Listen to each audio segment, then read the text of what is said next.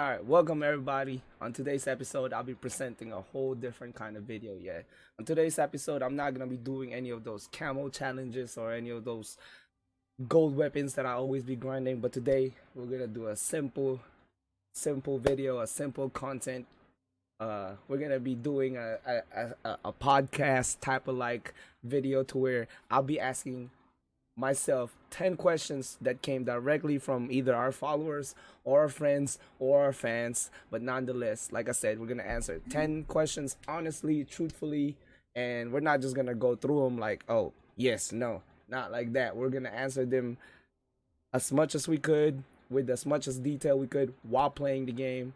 And let's go with our 10 questions. Yeah, if you happen to enjoy this video, next time let me know who should I interview next within the Real One squad. And maybe one day, maybe we'll get to interview any of those big streamers out there too. But today, let's start with myself. 10 questions. Here we go. It's first question asks, who are you today? Today I'm a part-time streamer, a part-time server at a Japanese restaurant here in Atlanta, Georgia. I'm currently 31 years old and I've been playing games since I was 16, 17. A content creator, leader of the Real One squad, though I don't consider myself a leader because I'm like, unless you know, I'm not the best, unless you don't base being a leader on skill. Yeah, I run a stream on Facebook and I play with the whole Real One squad. And I am together with my lovely lady Tiffy. She's soon to be my wife. But for today, I'm still saving up for that. All right. Who else am I? I have two cats. It's Big Mac and Bella. Used to have three, which is Salem. He passed away January. RIP. Let's go move on. Second question. What are some challenges and obstacles you have faced becoming a streamer, and do you ever feel like quitting? Oh hell yeah, what are the challenges, some obstacles I've faced as a streamer? Oh, there's a lot of things, bro. People just hating, people downgrading your stream whenever, downplaying your stream whenever they got the chance to.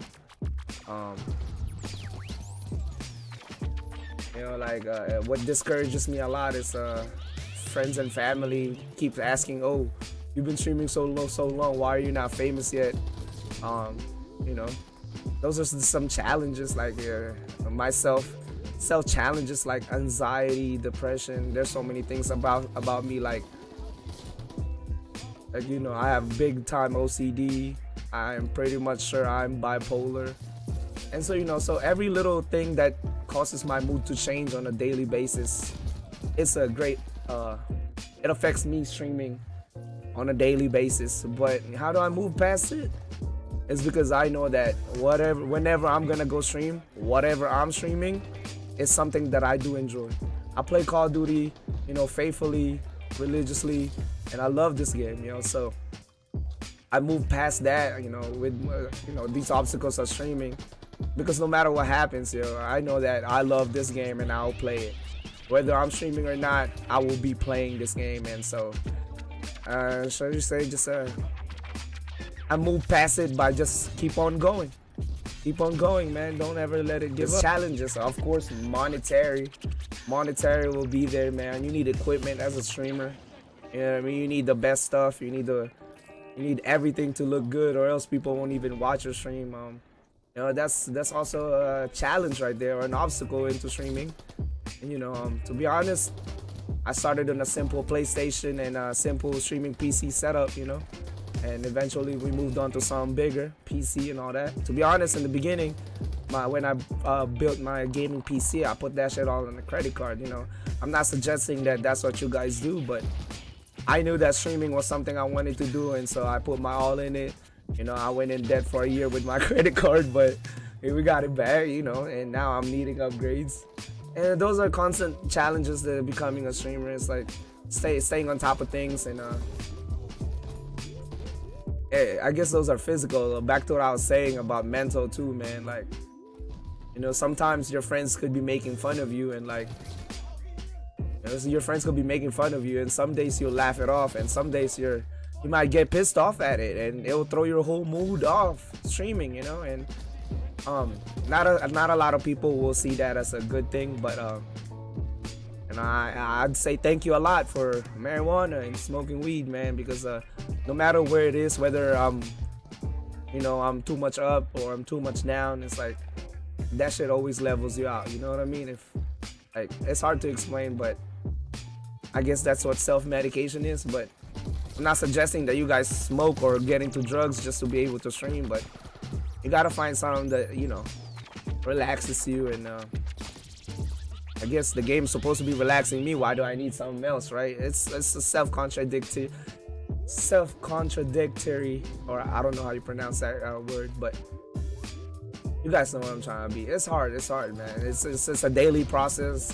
I'm still working on it. I'm still working with my personality, and just being an online personality it's hard, man. You know, you always gotta be on your top best performance, and if not, people might join you on it, you know what I mean? And maybe like, oh, that streamer's not, it doesn't bring good energy. That streamer's always throwing a tantrum, you know? So it's like, you don't want that.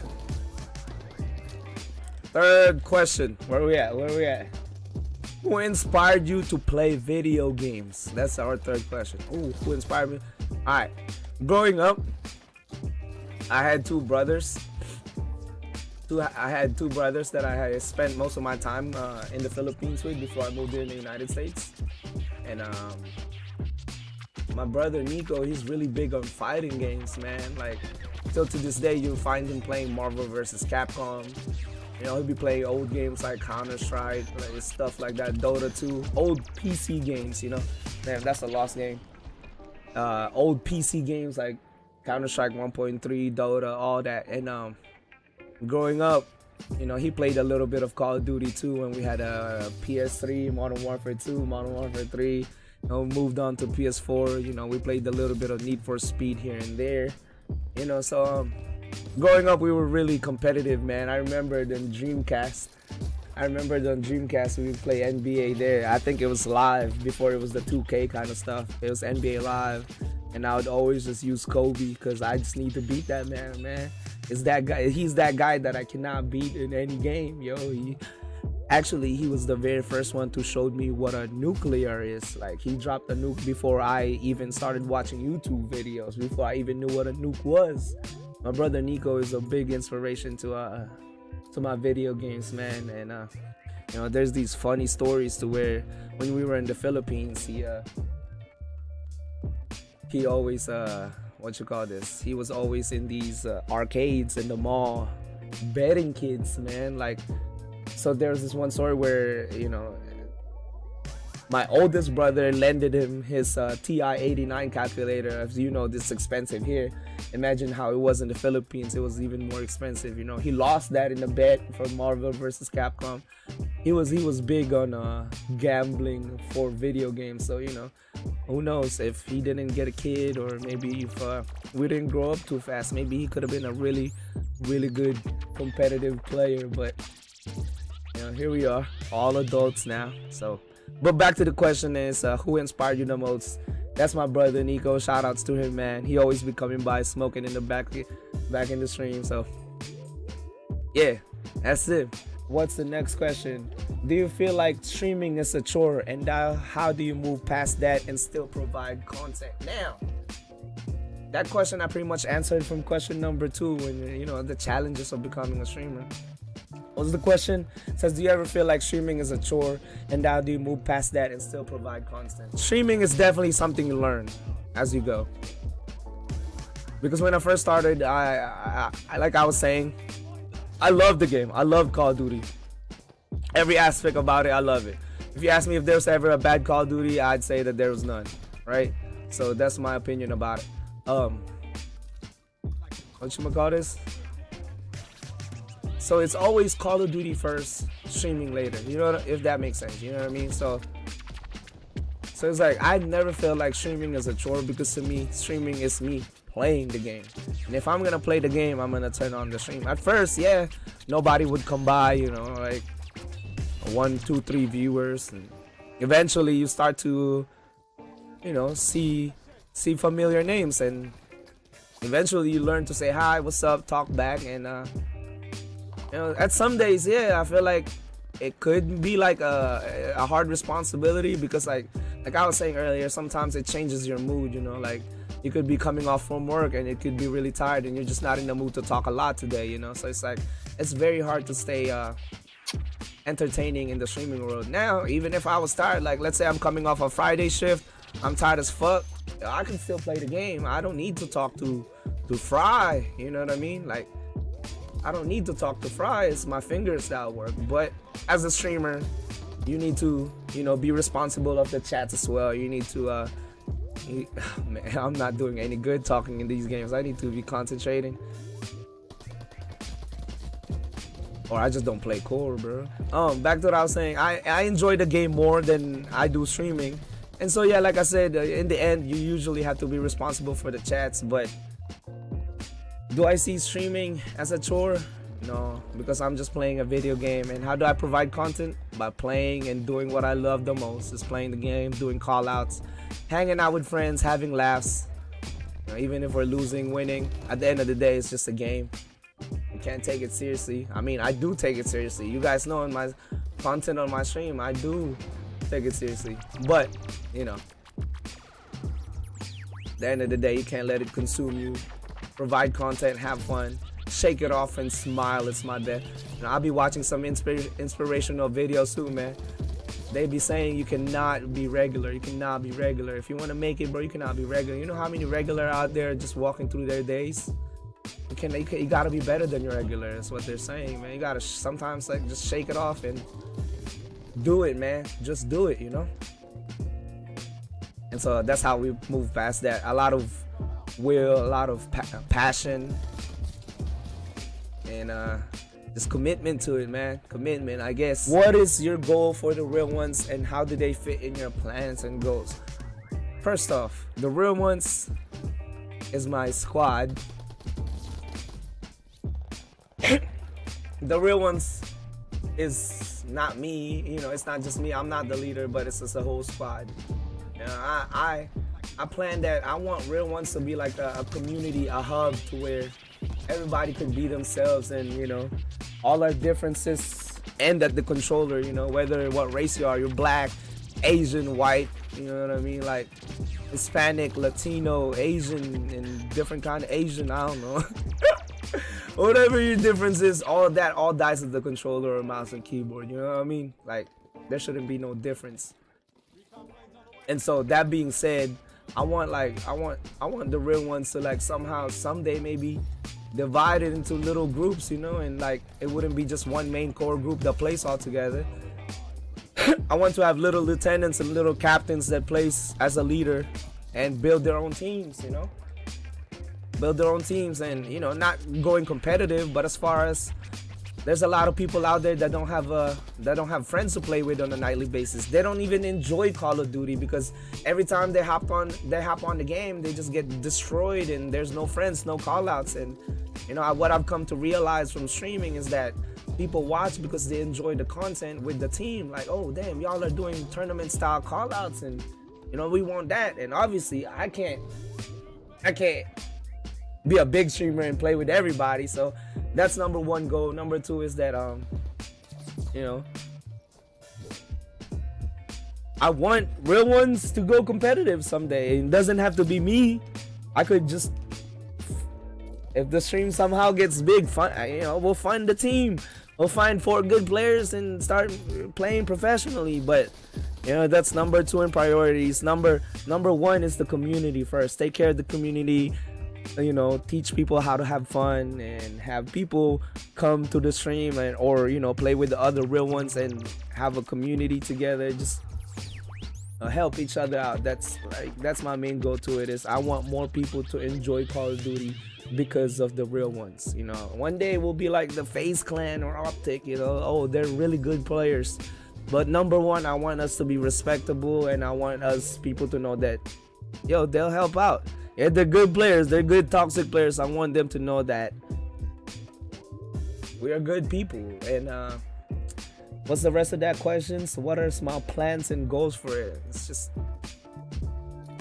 I want as much people to be pleased and happy, and playing the game, stress reliever for those dads that don't have friends to play with. I want you two guys to be a part of the real one, so that you have a squad, you have a permanent squad. I want a community for everybody to enjoy being in. Whether you're gay, you're bisexual, you're straight, whatever your race is, whatever your beliefs is, whether you're Catholic, I want all that to die in your controller or your mouse and keyboard, because in the game we're all friends. Let's all be toxic against the enemy team. But I'm getting sidetracked. My ADHD is getting me sidetracked with this question, but it's so hard to answer that question because I'm not big yet, and one day when we get big, maybe we'll have different plans for the real ones. But for now, I want every part of the real ones to be a helpful part of the community. Yes. There you go. That's the final answer for that. Next question, number 6. What would you do if you discovered there was a cheater in your clan? Ooh, that's a strong fucking good question. We've actually encountered that a couple times in Cold War and one in Black Ops 4, man. They weren't complete, like, cheating, but like, there was in Black Ops 4, you get to put on, I don't know how many attachments that was, like 10 or like, you could use a perk to where you use all 10 attachments, or you could use a perk to where, or you could use a specialty where you use all 6 perks, or you could use all attachments or something like that. There was this clan that we went against with that I thought that was really good. Players was really good, but all of them had a little glitch to where they could use all the perks and still use all the attachments. I was like, yo, that's fucking whack. But anyways, I really wanted to be a part of that squad too, man. But other than that, I have zero tolerance for cheaters, for people that are glitching, all that. I mean, oh shit, it's wanting to do cosmetics. But as far as having an advantage on winning a game, I hate that. Now, there's one time in Cold War, a guy joined our team, and this man never dropped less than 60, never had a bad game, never went negative, you know what I mean? Of course, we lost as a team sometimes, but like, and I have zero tolerance. No matter how nice you are, no matter how much you've helped out the stream, donated, you will be deleted, banned. There's no coming back for it. I have zero tolerance from cheating. Now, a lot of people will be thinking, but Ace, you play with a lot of cheaters, man. Trust me, I've played with these guys for at least 6 months already, each one of them. Or if not more than that, 3 years at most. We can put on Europe Rick in there, or like Pandesa. There's people I've been playing with for a whole Call of Duty already, and these people are just good, man. Call it mouse and keyboard it is, but I don't think they're cheating. Really, really good people. Yeah, but my final answer to that is I'm zero tolerance against cheaters. For real. Okay, question number 7. Ooh, this one's hard. Somebody offered you $1 million to stop playing Call of Duty and stream Fortnite indefinitely. Would you do it? Ooh.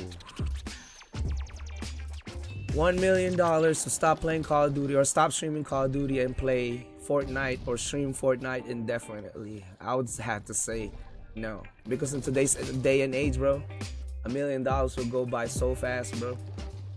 I mean, you look out for your parents one time, you buy your house and a car, man, and that's that. Unless you don't do that, you stay on where you're living, you stay driving the same car, and you make a business out of that, and that's eventually how you'll keep that $1 million and keep it growing. But that should go by fast, and then I'ma be set. Yeah, I'ma play Fortnite. I'ma be set. I got a car.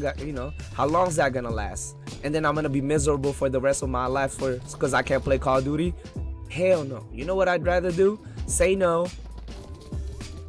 And if I was ever to get an offer like that, that means there's I have a substantial amount being offered to me to play Call of Duty too.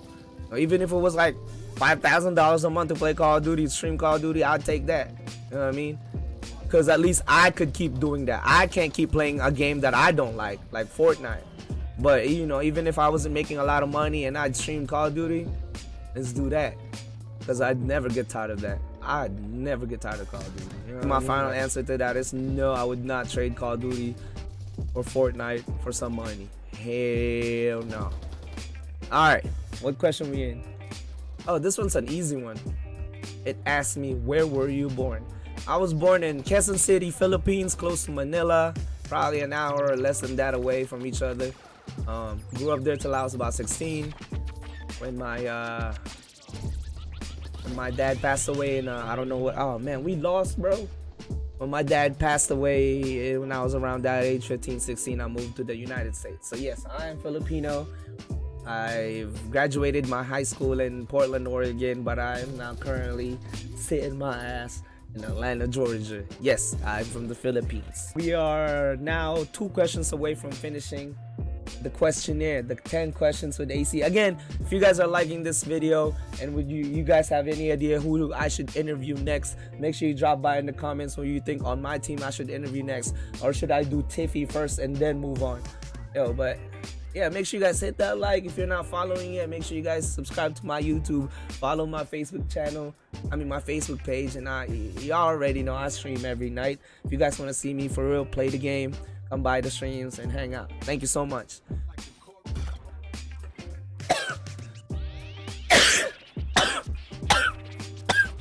Moving on to question number 9.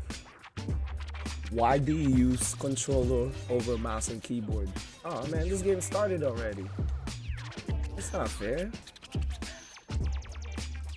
Why do you use mouse and keyboard over controller? And somebody probably gonna say in the comments, it's because of aim assist. Nah, man.